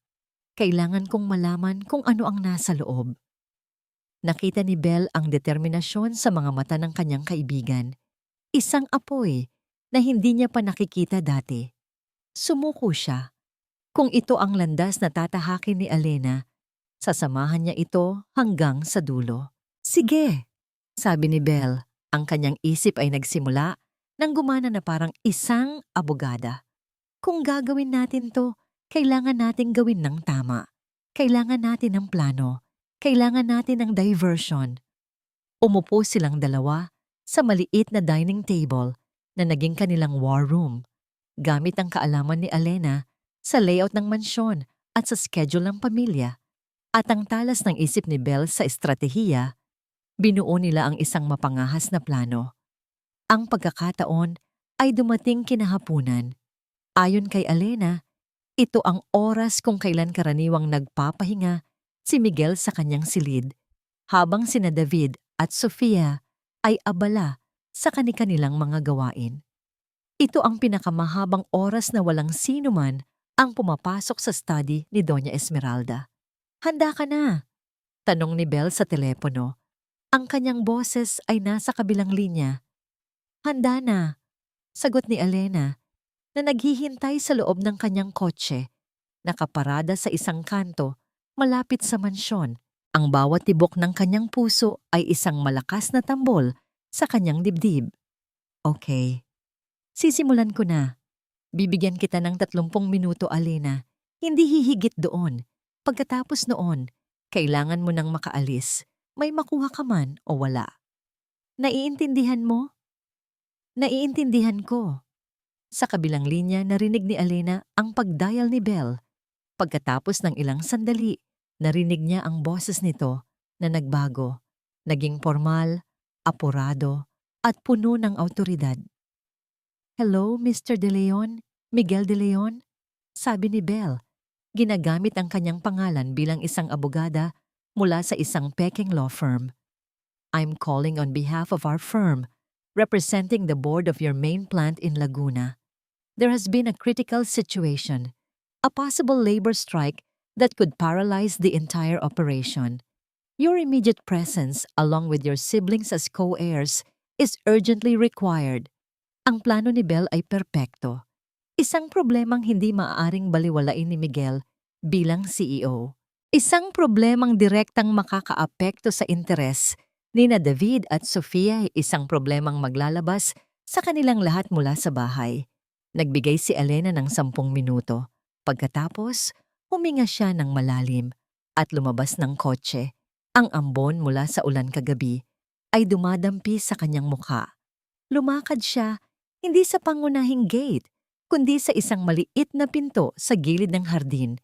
Isang daan na para lamang sa mga staff, isang daan na alam niyang bihira ang gumagamit.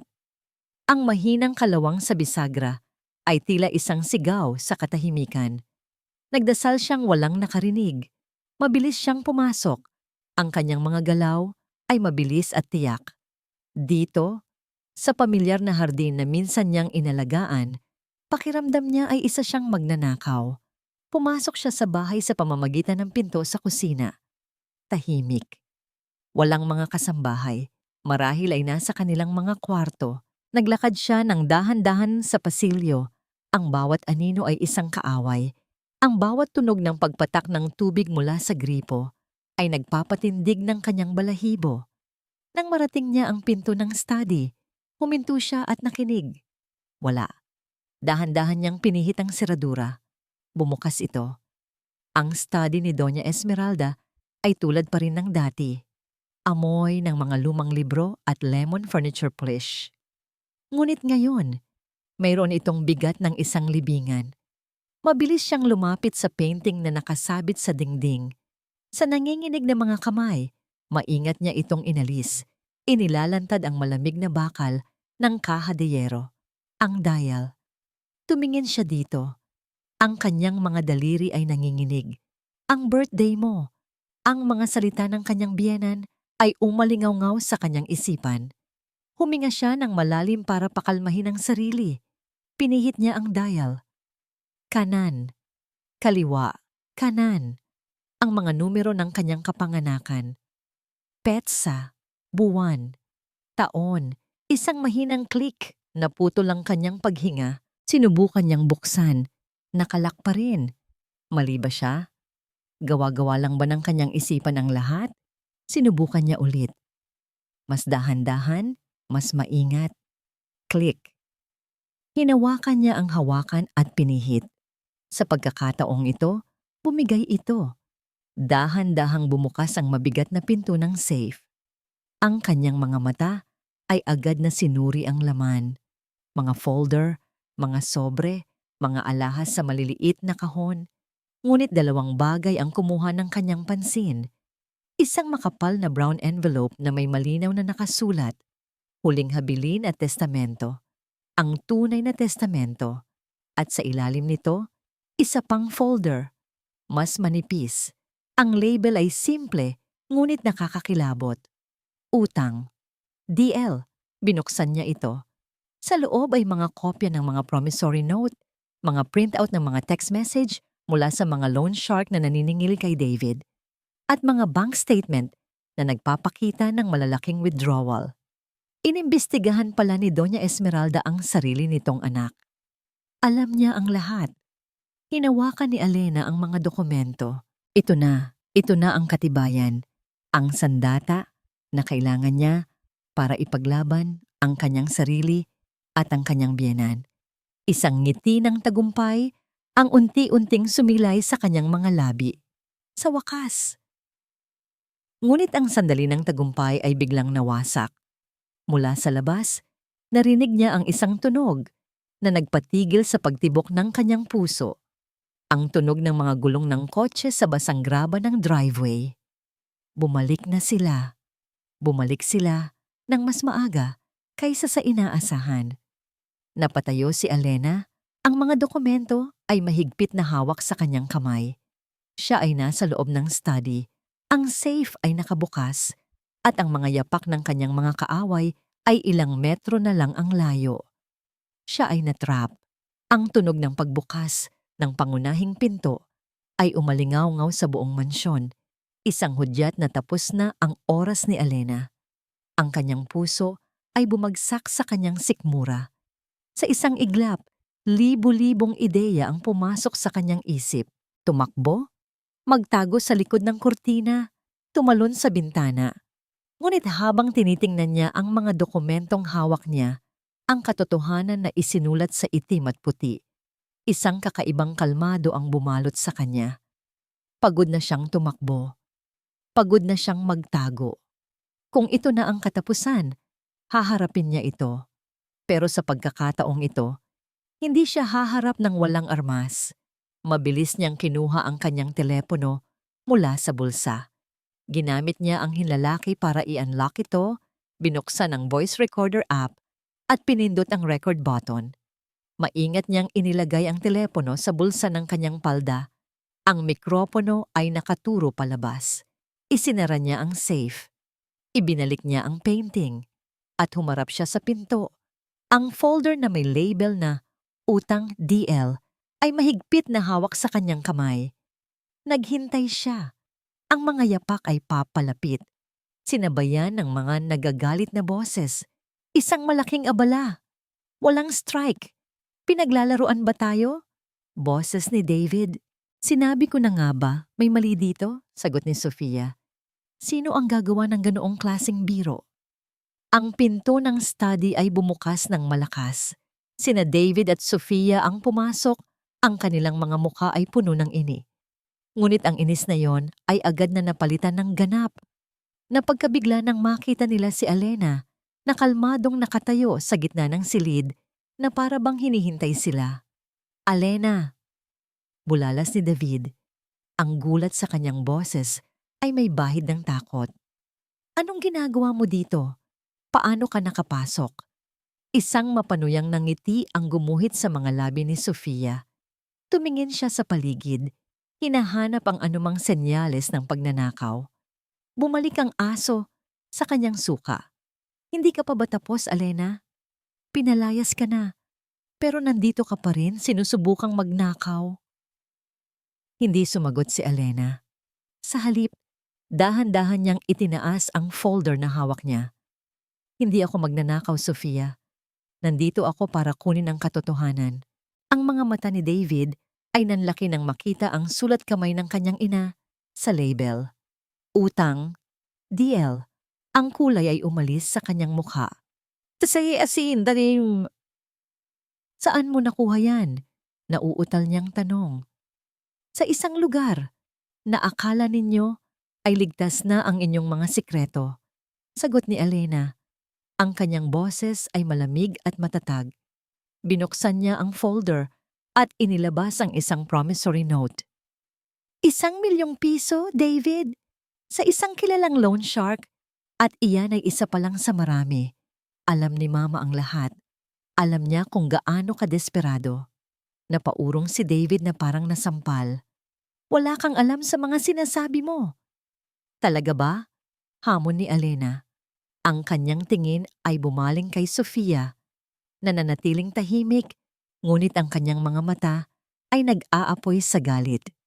At ikaw, Sofia, ang pagiging asawa ng doktor ng sarili mong ina, parte rin ba yan ng pagiging desperado o pagiging matalino lang? Ang pagbanggit sa kanilang lihim na kasal ang tuluyang nagwasak sa kalmadong maskara ni Sofia. Isang itsura ng purong puot ang pumalit dito. Paano mo nalaman? Bulong niya. Ang kanyang boses ay naging mapanganib.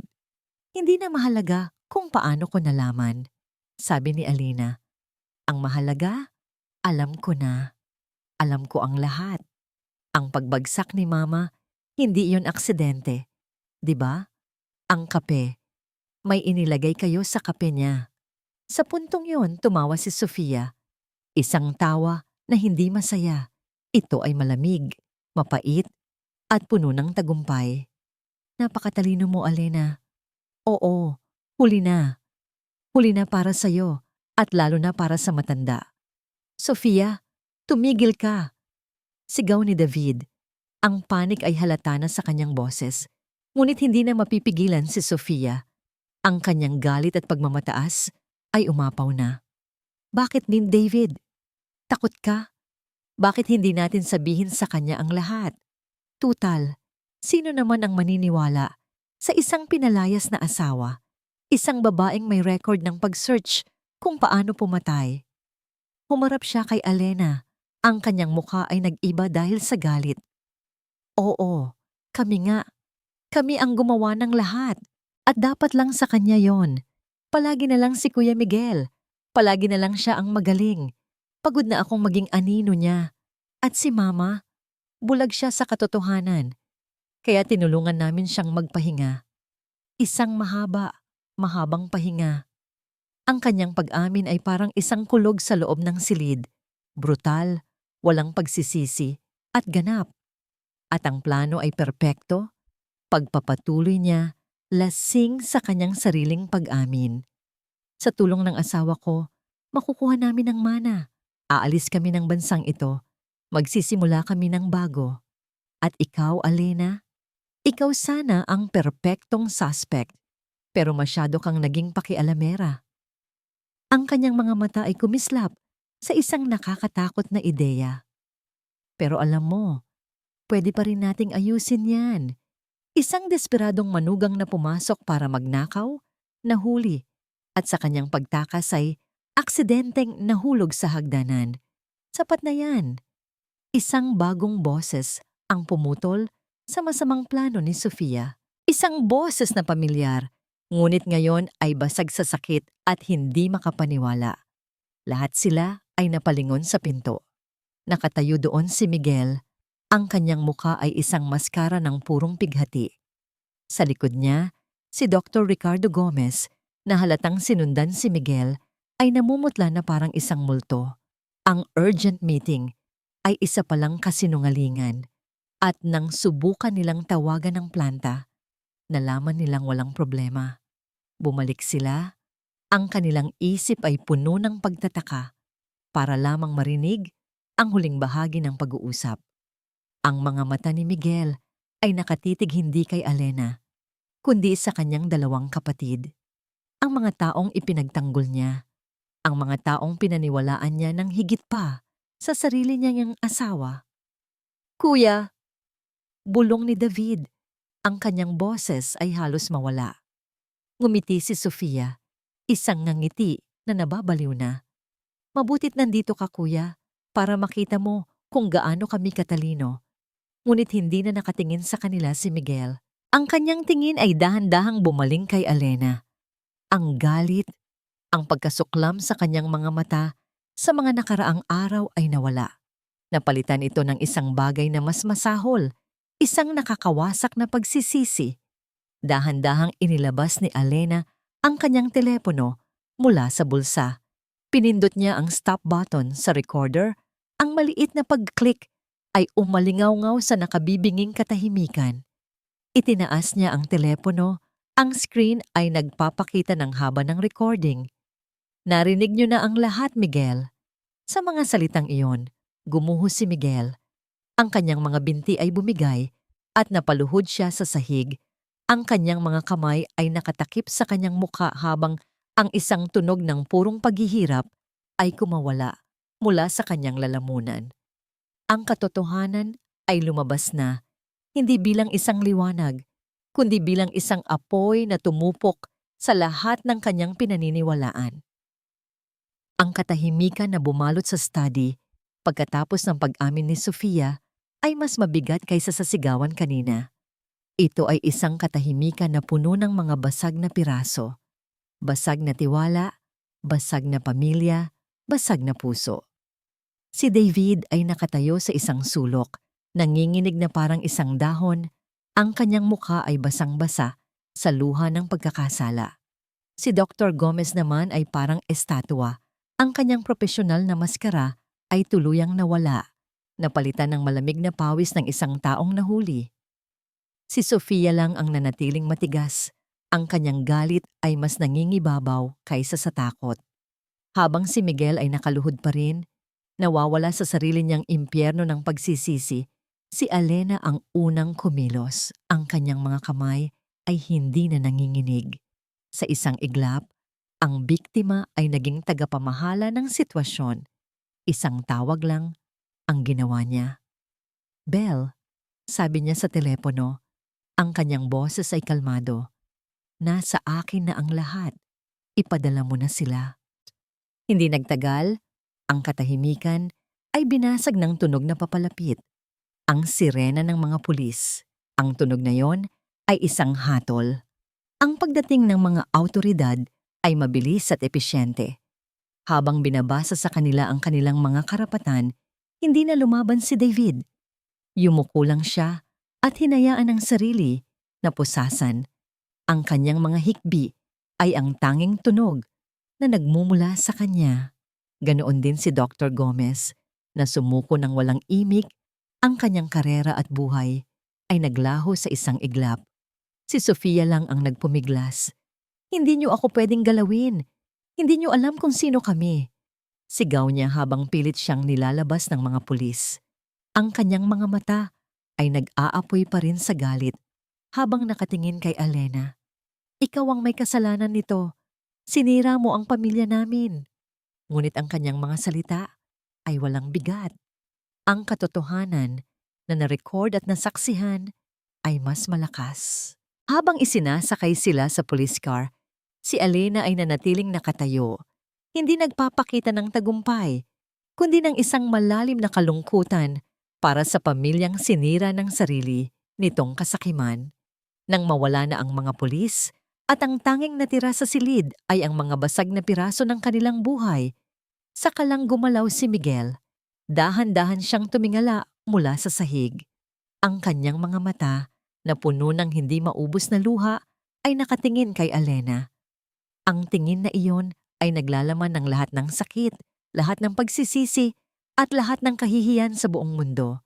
Dahan-dahan, gumapang siya sa sahig, lumapit sa paanan ni Alena. Hindi siya tumayo. Nanatili siyang nakaluhod. "Alena." Basag ang kanyang boses, halos isang bulong. "Patawarin mo ko." Ang mga salitang yon ay tila nagbukas ng isang dam sa puso ni Alena. Ang lakas na kanyang ipinakita kanina ay biglang nawala, napalitan ng sakit na kanyang pinigilan. Tumulo ang kanyang mga luha. "Patawarin mo ako sa lahat." Pagpapatuloy ni Miguel, ang kanyang bawat salita ay puno ng pighati. "Hindi kita pinakinggan. Hindi ako naniwala sa'yo. Pinili ko sila. Pinili ko ang kasinungalingan nila kaysa sa katotohanan mo. Ipinagtabihan kita. Sinaktan kita. Hindi na niya natapos ang kanyang sasabihin. Ang kanyang katawan ay niyugyog ng isang malakas na hikbi. Ako ang sumira sa atin. Patawarin mo ko, mahal ko. Patawarin mo ko. Tinitigan ni Alena ang kanyang asawa, ang lalaking minahal niya ng buong puso, ang lalaking sumira sa kanya, at ang lalaking ngayon ay wasak sa kanyang harapan. Ang galit na dapat niyang maramdaman ay wala doon. Ang nakikita lang niya ay isang taong naligaw, isang taong nabulag ng pagmamahal sa pamilya. At ngayon ay nagbabayad ng isang napakamahal na halaga. Dahan-dahan, lumuhod din si Alena sa harap niya hanggang sa magkapantay ang kanilang mga mata. Hinawakan niya ang basang mukha nito sa pagitan ng kanyang mga palad. Miguel, mahina niyang sabi. Nasaktan ako. Sobra. Tumango si Miguel, hindi makapagsalita. Hinahayaan lang ang mga luha na dumaloy. Pero ang pagpapatawad, pagpapatuloy ni Alena, ay hindi para sa mga taong hindi nagkakamali. Ito ay para sa mga taong nagsisisi. Pinunasan niya ang kanyang mga luha gamit ang kanyang hinlalaki. At nakikita ko ang pagsisisi sa mga mata mo. Isang maliit na sinag ng pag-asa ang sumilay sa mga mata ni Miguel. Ibig sabihin ba nito? Ibig sabihin nito, pareho tayong biktima ng kanilang kasinungalingan, sabi ni Alena. At ibig sabihin nito, kailangan nating magsimula ulit. Mula sa simula. Sabay nating aayusin ito.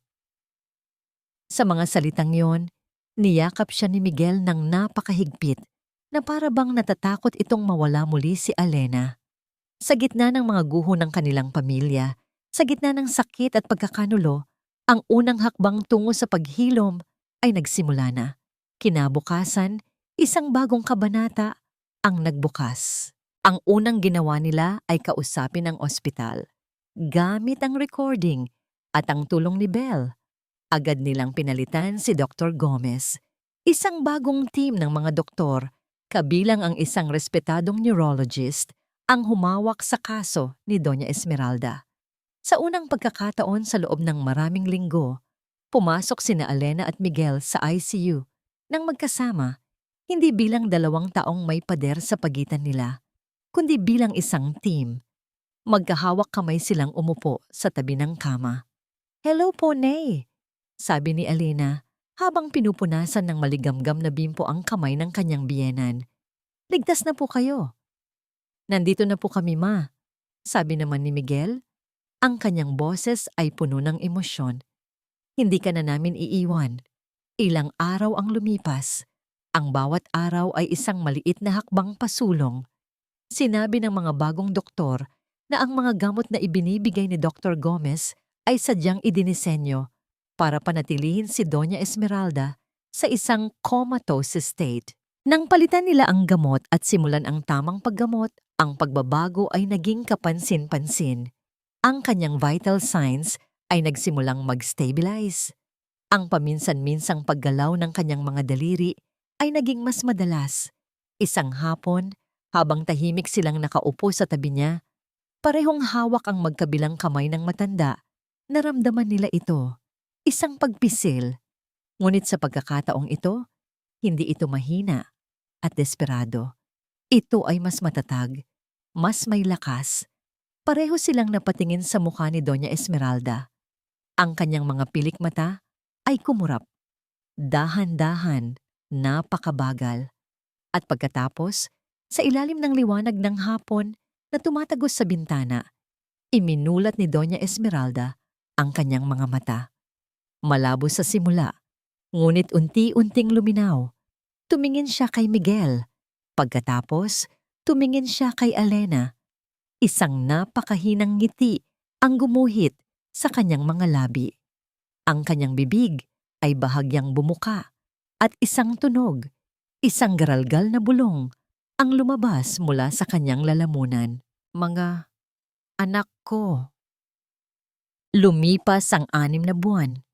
Ang malamig at malagim na alaala ng mga nakaraang buwan ay dahan-dahang napalitan ng init ng araw at ng pag-asang dala ng bawat bagong umaga.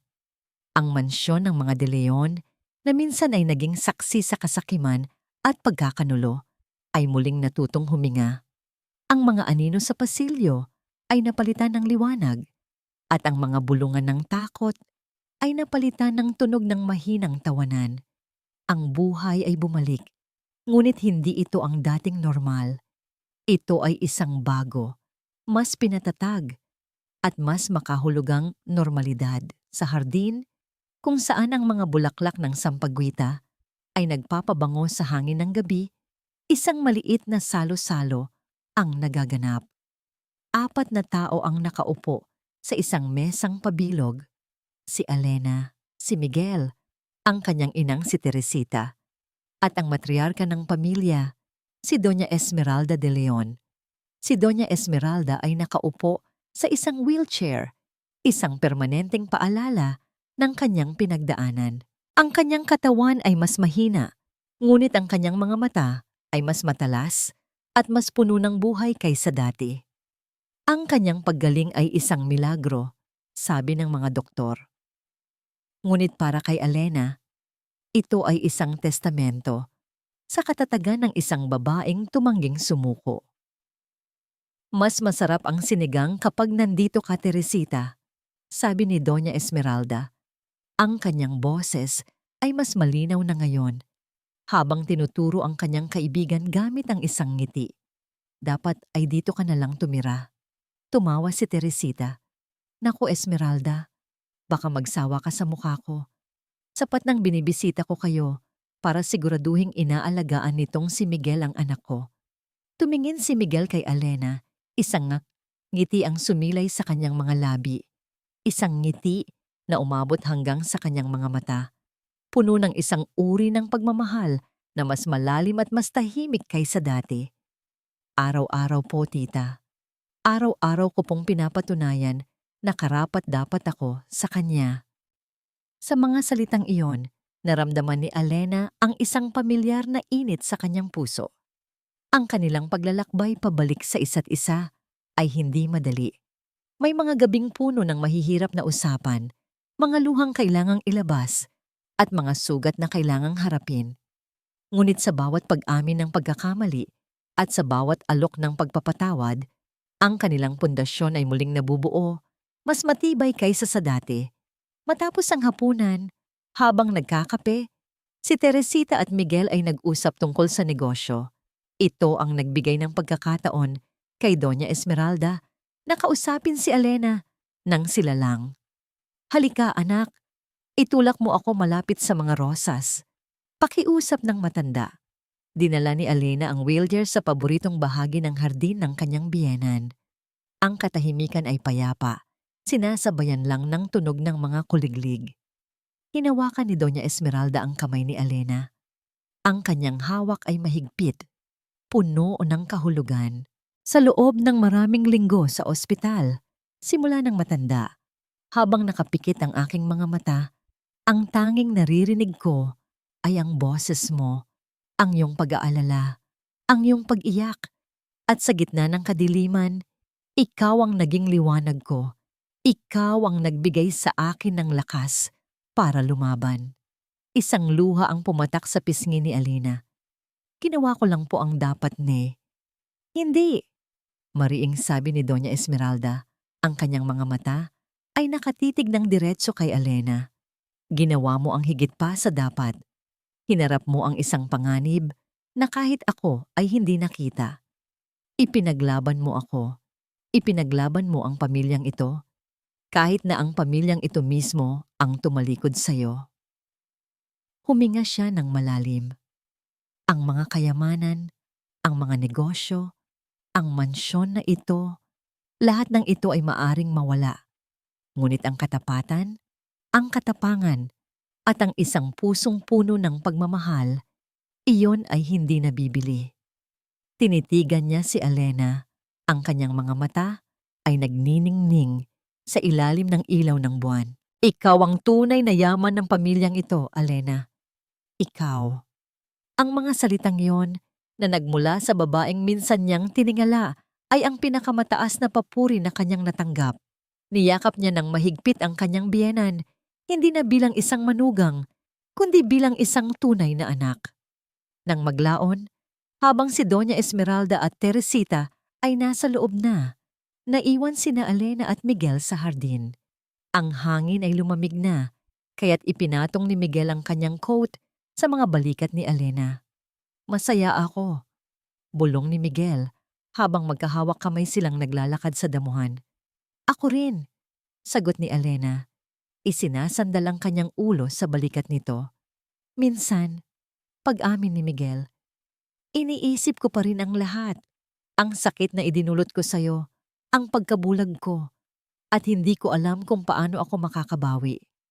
Huminto si Elena at humarap sa kanya. Hinawakan niya ang kanyang mukha. Miguel, tumingin ka sa akin. Nakabawi ka na. Araw-araw, sa bawat pag-aalaga mo kay mama, sa bawat pagtingin mo sa akin na puno ng pagmamahal, sa bawat pagpili mo sa tama, bumabawi ka. Tapos na ang bagyo. Huwag na nating bilangin ang mga pinsala. Bilangin na lang natin ang mga natutunan natin.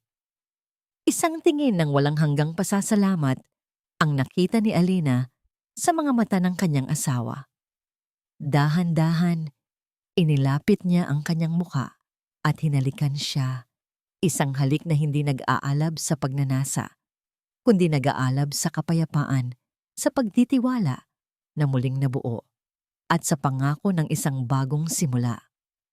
Magkayakap, tumingin sila sa malayong abot-tanaw, kung saan ang araw ay dahan-dahang lumulubog, nag-iiwan ng mga kulay kahel at lila sa kalangitan. Ang bawat paglubog ng araw ay isang katapusan, ngunit para sa kanila, ito ay isang pangako. Isang pangako na pagkatapos ng pinakamadilim na gabi, laging may sisikat na isang mas magandang umaga.